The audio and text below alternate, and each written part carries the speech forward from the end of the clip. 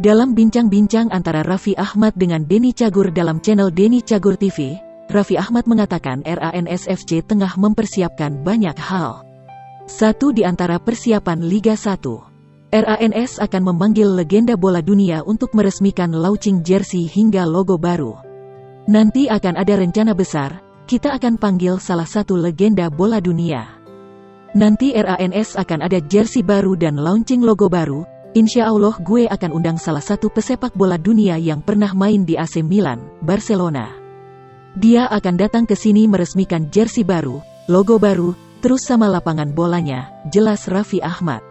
Raffi Ahmad mengaku, hal ini di luar ekspektasinya yang merencanakan kemungkinan paling cepat tahun kedua atau tahun ketiga, sedangkan tahun pertama untuk memperbanyak belajar.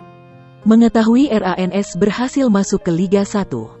Raffi Ahmad tak menyangka akan melawan beberapa grup bola terkenal.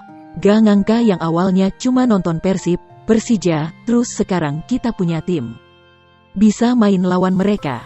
Dalam tayangan yang dipublikasikan pada Minggu, tanggal 23 Januari tahun 2022, tersebut, Raffi Ahmad mengaku juga berencana melebarkan sayap RANS hingga cabang olahraga basket.